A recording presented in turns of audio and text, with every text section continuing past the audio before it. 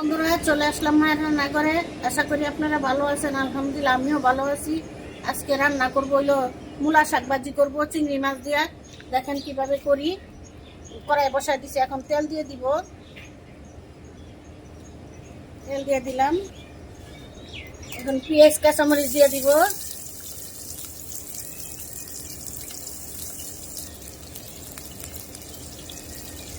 পেঁয়াজটা একটু বেটে নিব, লবণ দিয়ে দিব।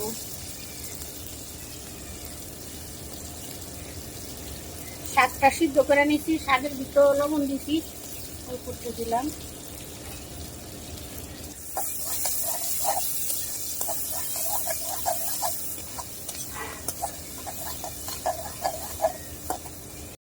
পেঁয়াজ ভাজা হয়ে গেছে, সামান্য একটু আদা রসুন বাটা দিয়ে দিলাম। অল্প একটু হলুদের ফাঁকি দিয়ে দিলাম, অল্প একটু মরিচের ফাঁকি দিলাম, সামান্য একটু ধনিয়ার ফাঁকি দিলাম। দেশি চিংড়ি মাছটা দিয়ে দিব।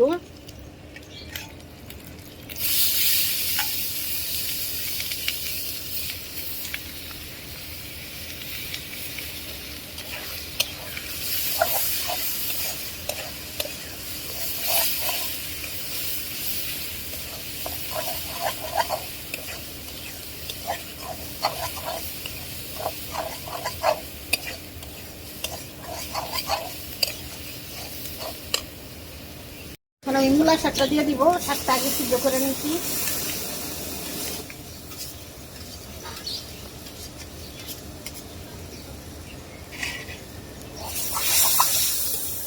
যাতে কোনো পানি দিব না,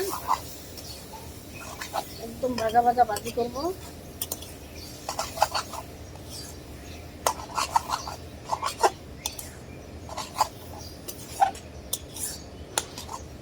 কিছুক্ষণ পরে চলে আসলাম, একটু লাড়া দিয়ে দিব। হয়নি এখনো, ভালো হবে।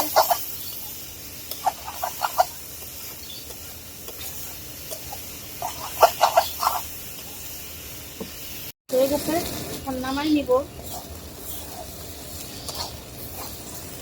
বন্ধুরা, আমাদের ছোট চিংড়ি, দেশি চিংড়ি দিয়ে মূলা শাক রান্না করা শেষ। কালারটা কত সুন্দর হয়েছে দেখতে পাচ্ছেন।